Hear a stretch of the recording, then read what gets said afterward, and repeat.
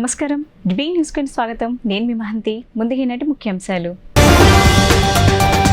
Group 1 screening పరీక్షకు పటిష్ట ఏర్పాట్లు చేసి కేంద్రాలను సిద్ధం చేయాలన్న జిల్లా కలెక్టర్ ఎస్ ఢిల్లీరావు.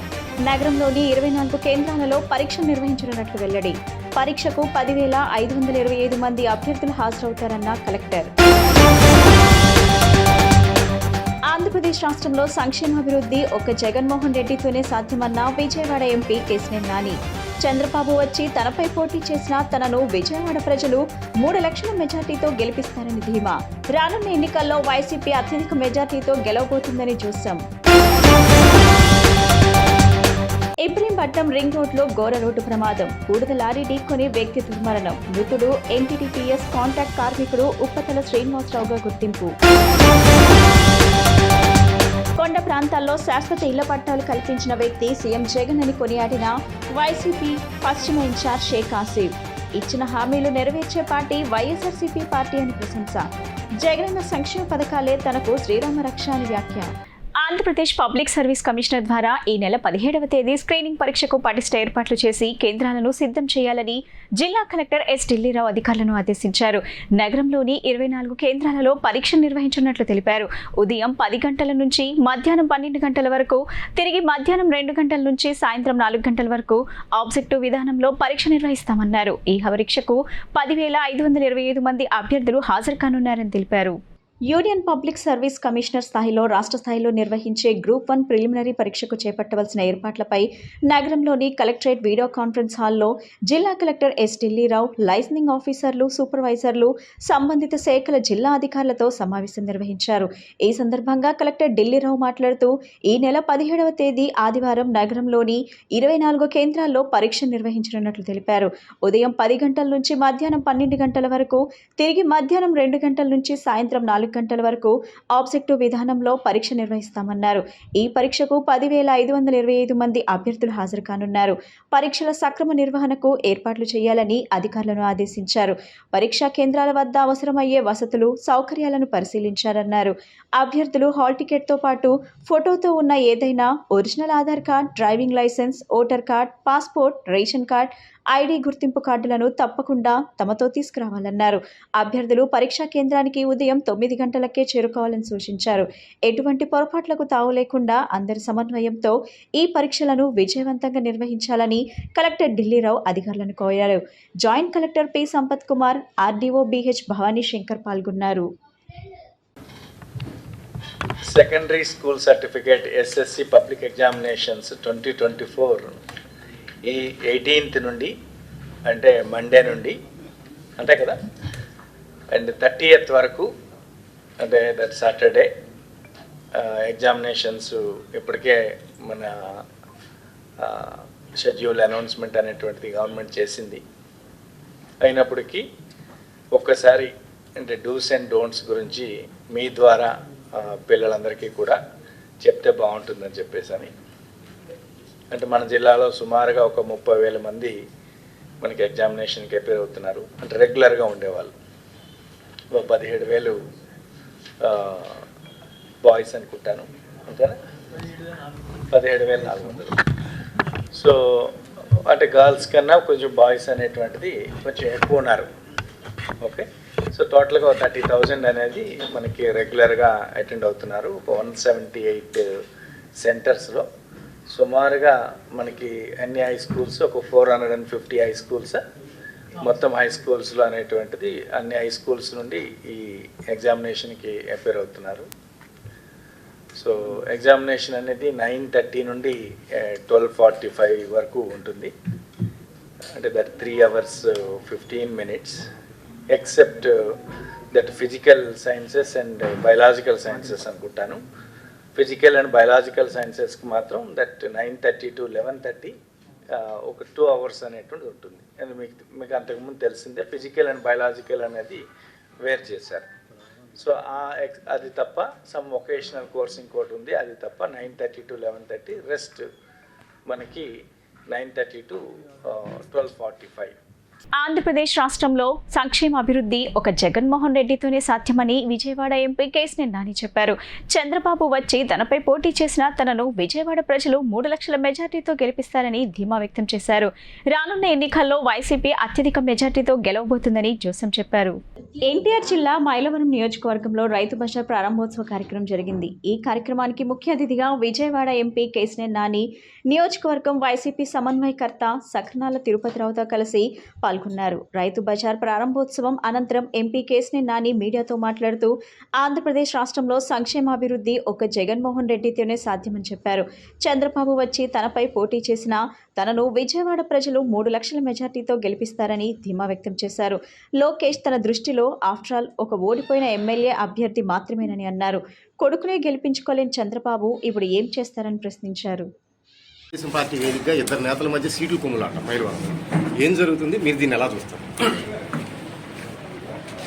ఒక సామాన్యుడు అయినటువంటి వ్యక్తి ముఖ్యమంత్రి గారు జగన్మోహన్ రెడ్డి గారు మైలవరం క్యాండిడేట్గా ప్రకటించారు.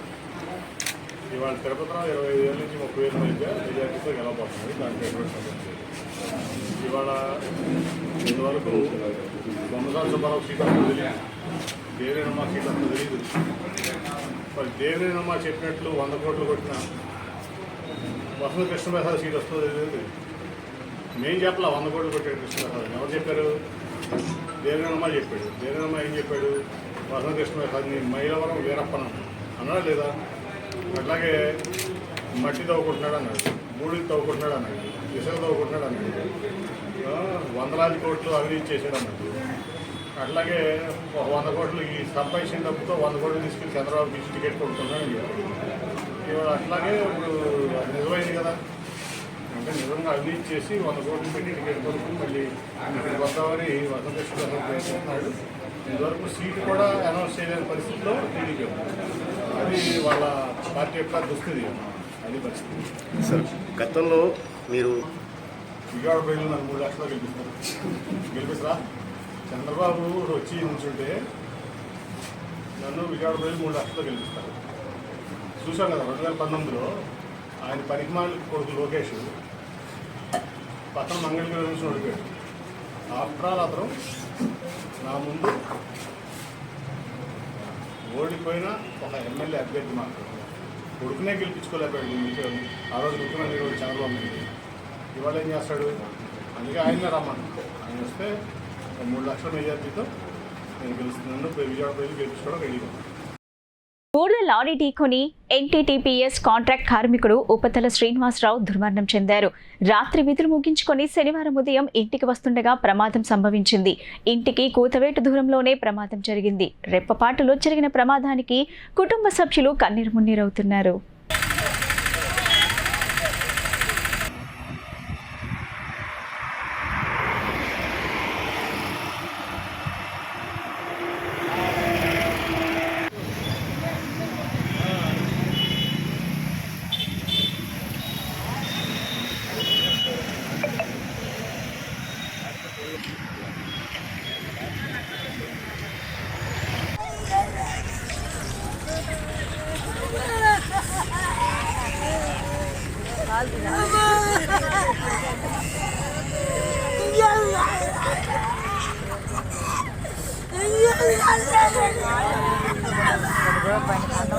కొండ ప్రాంతాల్లో శాశ్వత ఇళ్ల పట్టాలు కల్పించిన వ్యక్తి ఎవరైనా ఉన్నారంటే అది ముఖ్యమంత్రి జగనేనని వైసీపీ పశ్చిమ నియోజకవర్గ ఇన్ఛార్జ్ షేక్ ఆసిఫ్ అన్నారు.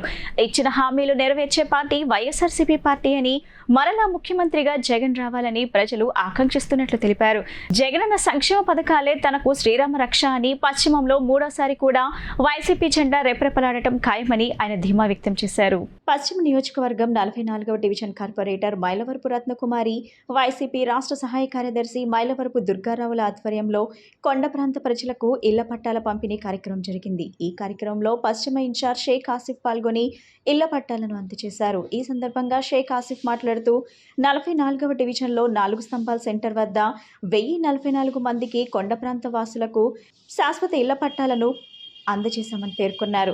కొండ ప్రాంత ప్రజల కష్టాలు తెలుసుకొని ముఖ్యమంత్రి జగన్ శాశ్వత పట్టాలను కల్పించారని చెప్పారు. ముఖ్యమంత్రి జగన్ ఏమైతే హామీలు ఇచ్చారో అవన్నీ నెరవేర్చడం వల్ల ప్రజలు బ్రహ్మరథం పడుతున్నారని అన్నారు. అభ్యర్థులను ఎంపికలో ముఖ్యమంత్రి జగన్ చెప్పినట్లుగా వై నాట్ 175 సాధిస్తామని ఆయన అన్నారు. ప్రజల ఆశీర్వాదం తప్పకుండా జగన్మోహన్ రెడ్డిపై ఉంటుందని చెప్పారు.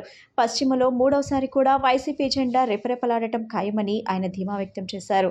వైసీపీ రాష్ట్ర సహాయ కార్యదర్శి మైలవరపు దుర్గారావు మాట్లాడుతూ 44వ డివిజన్లో కొండ ప్రాంతాల ప్రజల ఇళ్ల పట్టాల సమస్యలపై కృషి చేసి శాశ్వత ఇళ్ల పట్టాలను అందజేశామని, అందుకు ముఖ్యమంత్రి జగన్కు ఆయన కృతజ్ఞతలు తెలిపారు.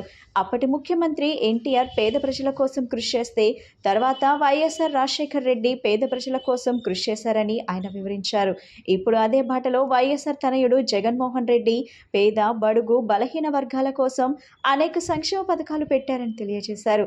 పశ్చిమ నియోజకవర్గంలో ఒక సామాన్యుని ఎమ్మెల్యే అభ్యర్థిగా ప్రకటించడం హర్షణీయమని, అతన్ని గెలిపిస్తే పేద, బడుగు వర్గాల కోసం కృషి చేస్తారని ఆయన వెల్లడించారు.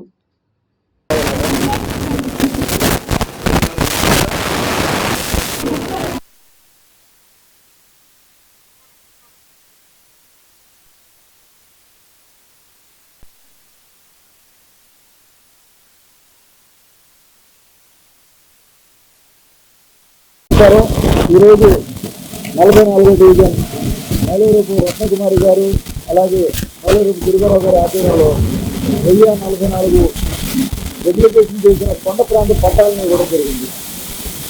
మరి ఈ యొక్క కొండ ప్రాంత వాసులు 30 సంవత్సరాల నుంచి ఎప్పుడా అని ఎదురు చూస్తున్న ఈ ఇళ్ల పట్టాలు ఈరోజు వాళ్ళకి అందజేయగానే వాళ్ళు ఎంతో సంతోషంగా ఈ ఇళ్ల పట్టాలని చాలా ఆనందంగా ఈ ఇళ్ల పట్టాలను తీసుకోవడం జరుగుతుంది. జగనన్నకి వాళ్ళందరూ కలిసి మా అన్న మాకు పట్టా ఇచ్చాడు, ఏదైతే మాట చెప్పాడో ఆ మాట తప్పకుండా మా ఒక ఇళ్ల పట్టాన్ని ఇవ్వడం చాలా ఆనందంగా ఉందయ్యా అని చెప్పి చెప్తున్నారు. మేమందరం జగనన్నకి తోడుగా ఉంటాం.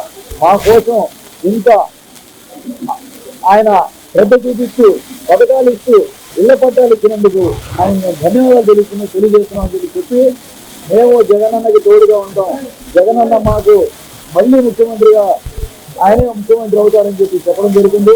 తప్పకుండా ఇది ప్రజా పార్టీ, ప్రజల కోసం పనిచేసే పార్టీ, ఇది ప్రజల కోసం పనిచేసే నాయకుడు జగన్మోహన్ రెడ్డి గారు ఏదైతే హామీలు ఇచ్చామో ఆ హామీని నెరవేర్చి ముందుకెళ్తున్నాం.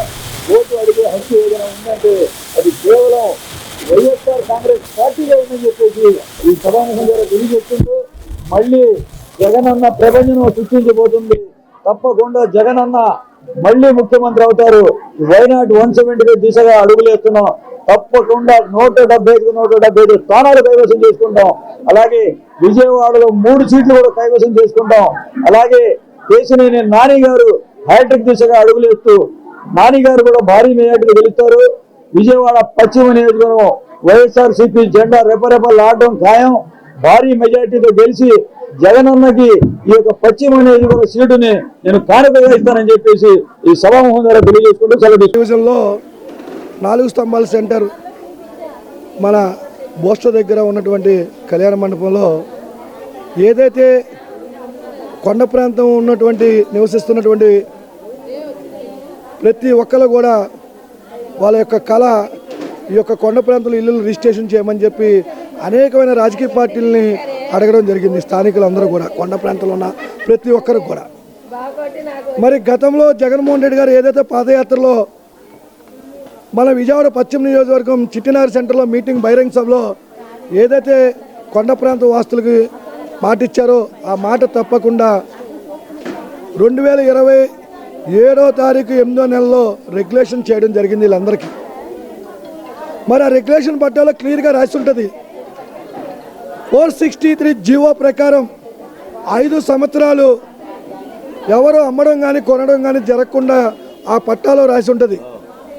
మరి రేపు 7వ తారీఖు 8వ నెల 2025 నాటికి 5 సంవత్సరాలు పూర్తయ్యి వారికి సర్వ హక్కులు కల్పించే విధంగా ఈరోజు వాళ్ళకి కొత్త పట్టాలు జారీ చేయడం జరిగింది. 2015 నుంచి తమ సంస్థ తరపున సేవా కార్యక్రమాలు నిర్వహిస్తున్నామని క్రిస్ట్ టు గ్రాస్పెల్ మినిస్ట్రీస్ నిర్వాహకులు సాల్మాన్ రాజు సరోజా సాల్మన్ రాజ్ తెలిపారు. క్రైస్తవం అనేది ఒక మతం కాదని, క్రీస్తు మార్గము అని అన్నారు. మానవతావాదంతో క్రైస్తవులంతా పనిచేయాలని వారు సూచించారు. విజయవాడ బెన్ సర్కిల్ నందు ఓ ప్రముఖ హోటల్ నందు క్రైస్ట్ ట్రూ గాస్పల్ మినిస్ట్రీస్ ఆధ్వర్యంలో విలేకరుల సమావేశం నిర్వహించారు. ఈ సందర్భంగా క్రైస్ట్ ట్రూ గాస్పల్ మినిస్ట్రీస్ నిర్వాహకులు సాల్మన్ రాజు, సరోజా సాల్మన్ రాజ్ మాట్లాడుతూ ప్రస్తుత ప్రపంచంలోని క్రైస్తవులందరూ శ్రమ దినాల్లో ఉన్నారని తెలిపారు.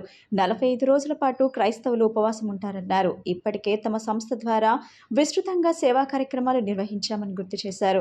మానవతావాదంతో క్రైస్తవులంతా పనిచేయాలని వారు సూచించారు. తమ సంస్థ తరపున సేవా కార్యక్రమాలు విస్తృతం చేస్తామని అన్నారు. క్రైస్తవులు చేసే ప్రార్థన వల్లనే ప్రపంచమంతా ప్రశాంతంగా ఉందన్నారు. పేద పిల్లలను చదివించడం వంటి కార్యక్రమాలు కూడా తమ సంస్థ తరపున చేస్తామని పేర్కొన్నారు. అందుకని వచ్చే ప్రతి మాట కూడా జాగ్రత్తగా మాట్లాడాలి, చాలా కేర్ఫుల్గా మాట్లాడాలి. రికార్డ్ అయిపోతాయి ప్రతి మాట దేవుడి దగ్గర. రికార్డులు బద్దలు, రికార్డులు టెరాబైట్లు, మెగాబైట్లు, రోబోలు ఏమి సరిపోవట్లేదు. చూడడానికి మొత్తం చక్కగా పెద్ద రోబో కాదు, అయ్యగారు పాపాల చెట్ట పెరిగిపోతుంది అక్కడ. అది తెలియట్లేదు, మరి తెలుసు.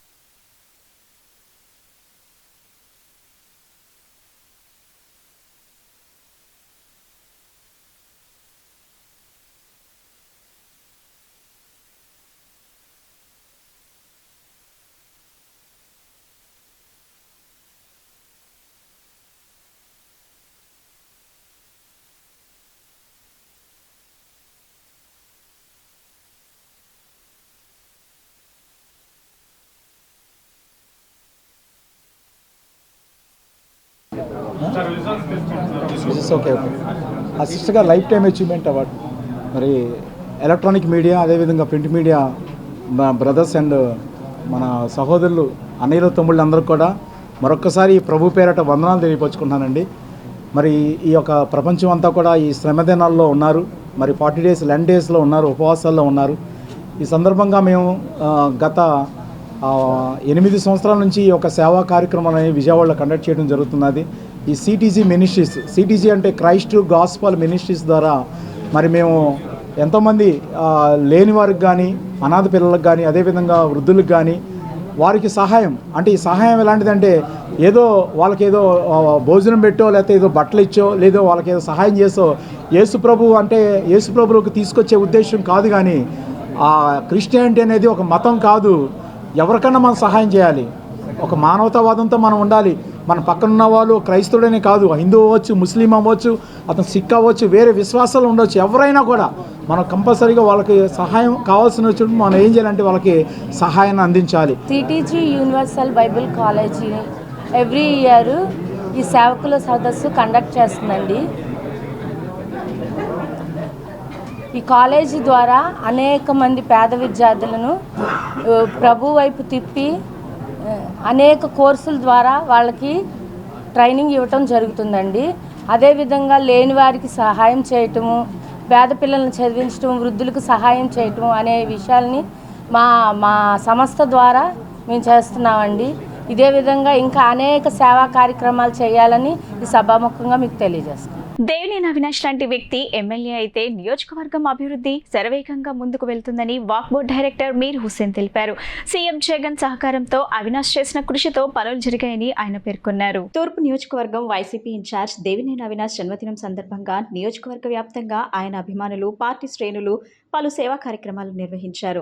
కృష్ణలంక 22వ డివిజన్లో ఎన్టీఆర్ జిల్లా అధికార ప్రతినిధి వైసీపీ నేత దుర్గారెడ్డి ఆధ్వర్యంలో ఆటో డ్రైవర్లకు యూనిఫామ్ పంపిణీ చేశారు. ఈ సందర్భంగా వాక్ బోర్డ్ డైరెక్టర్ మీర్ హుస్సేన్ మాట్లాడుతూ 6 దశాబ్దాలుగా స్థానికంగా ఉన్న ఇళ్ల పట్టాల సమస్యని ఏ నాయకుడు పరిష్కరించలేకపోయాడని, దేవినేని అవినాష్ చూపించిన చొరవతో స్థానిక ప్రజలు చిరకాల వాంఛ నెరవేరిందని తెలిపారు. అవినాష్ లాంటి వ్యక్తి ఎమ్మెల్యే అయితే ప్రజల సమస్యలు పరిష్కారంతో పాటు నియోజకవర్గం అభివృద్ధి తారాస్థాయిలో ఉంటుందని ఆయన అన్నారు. అనంతరం ఎన్టీఆర్ జిల్లా అధికార ప్రతినిధి దుర్గారెడ్డి మాట్లాడుతూ ప్రజానాయకుడు దేవినేని అవినాష్ జన్మదిన వేడుకల సందర్భంగా 200 మంది ఆటో కార్మికులకు యూనిఫామ్ పంపిణీ చేసినట్లు చెప్పారు. ఇన్ఛార్జ్గా ఉంటేనే ఎన్నో అభివృద్ధి పనులు చేసిన అవినాష్ని ఎమ్మెల్యేగా గెలిపించుకుంటామని చెప్పారు. రాబోయే ఎన్నికల్లో సీఎం జగన్ తూర్పు నియోజకవర్గం ఎమ్మెల్యేగా అవినాష్ గెలవడం ఖాయమని చెప్పారు. వచ్చే 45 రోజులు దేవినేని అవినాష్ని ఎమ్మెల్యేగా గెలిపించేందుకు కార్యకర్తలు, దేవినేని అభిమానులు మరింత కష్టపడి పనిచేయాలని ఆయన పిలుపునిచ్చారు.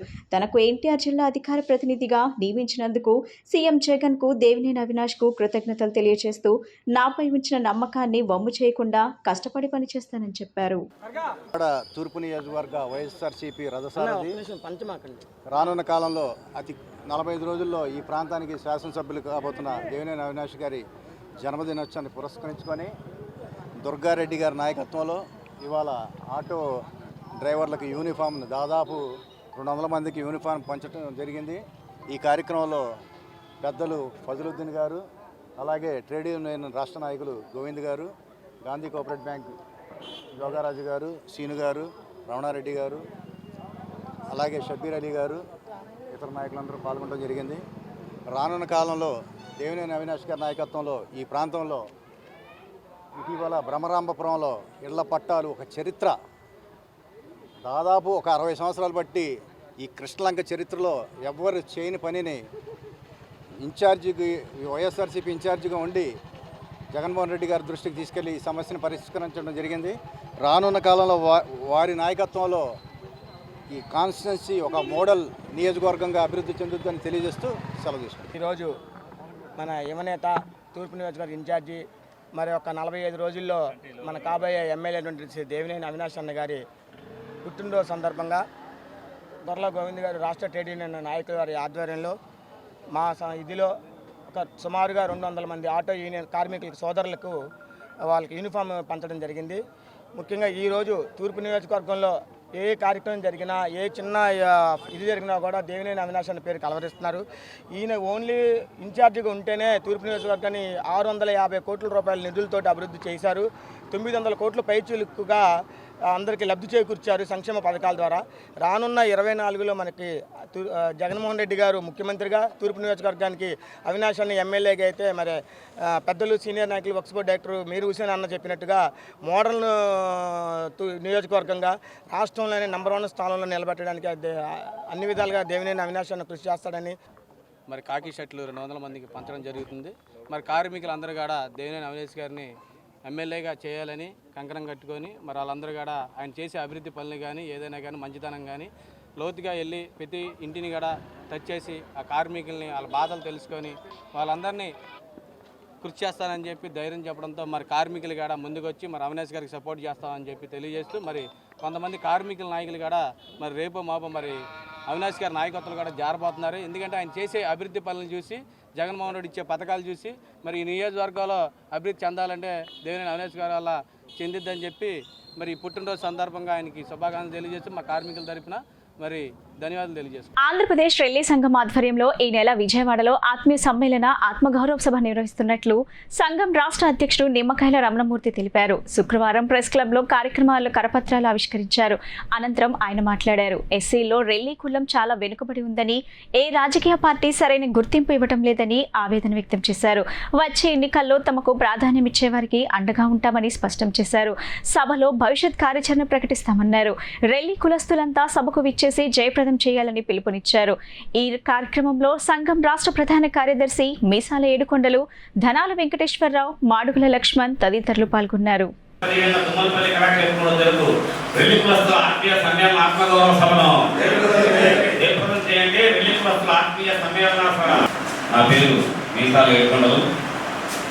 ఈ కార్యక్రమాన్ని నిర్వహిస్తున్నాము.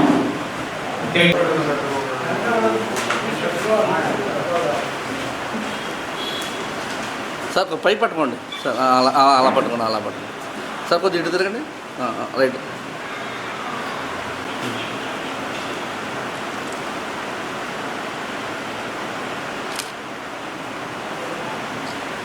మీడియా మిత్రులకు నమస్కారం. మేము రెల్లీ జాతీయులం. ఈ రోజున రాష్ట్రం మొత్తంగా సుమారు 10 లక్షల నుండి 15 లక్షల పైన ఉంటారనేటువంటిది. అయితే మా రెల్లీ జాతిలో ఉండేటువంటి కొంతమంది పారిశుద్ధ్య పనులు చేసుకుంటూ, కొంతమంది చిన్న చిన్న వ్యాపారాలు అవి చేసుకుంటూ బతుకుతూ ఉంటారు.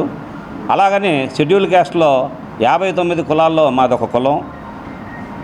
ఈ వర్గీకరణ కోసం జరిగినటువంటి పోరాటంలో మా మిత్రులు కూడా పాల్గొని వర్గీకరణని తెచ్చుకున్న తర్వాత దానిలో పెళ్లి కులాన్ని ఏ గ్రూపుగా ఇవ్వడం, ఆ ఏ గ్రూపుగా ఇవ్వడంతో ఫస్ట్ది కాబట్టి ఆ రోజున వర్గీకరణలో ఆ ఒక రోస్టర్ పాయింట్ ప్రకారం అది మహిళలకు రావడంతో తర్వాత కొంత నష్టం జరిగింది. అలాగే దాన్ని జనరల్ చేయమని చెప్పేసి ఆనాడు కొంతమంది పెద్దవాళ్ళు దానికోసం ఉద్యమాలు చేసినా కూడా అవి విఫలమైంది. అయితే ఈనాటికి కూడా దళితులైనటువంటి మేము అట్టడుగున దళిత వర్గాలుగా ఉండిపోయి మాకంటూ ఒక సరైనటువంటి రాజకీయ ప్రాధాన్యత కలిగినటువంటి రాజకీయ నాయకుడు లేకపోవడం, చట్టసభల్లో మా కోసం అడిగేటువంటి వాళ్ళు లేకపోవడంతో ఈ రాష్ట్రంలో ఉండేటువంటి షెడ్యూల్ క్యాస్ట్ కులాల్లో 3వ కులం అయినటువంటి మమ్మల్ని రాష్ట్ర ప్రభుత్వాలు, పాలక వర్గాలు పార్టీలు ఎవరైతే ఉన్నారో ఈ పార్టీలు, పాలక వర్గాలు మమ్మల్ని గుర్తించి రాజ్యాంగం కల్పించినటువంటి హక్కులైనటువంటి అన్ని కులాలని మన రాజ్యాంగ పొందుపరిచినటువంటి రాజ్యాంగంలో అందరూ కూడా ఈ చట్టసభల్లో కావాలి, అలాగే రాజ్యాంగం అమలు చేయాలనేటువంటిది మేము మరీ కోరుకుంటున్నాం. నిమ్మకాయల రమణమూర్తి.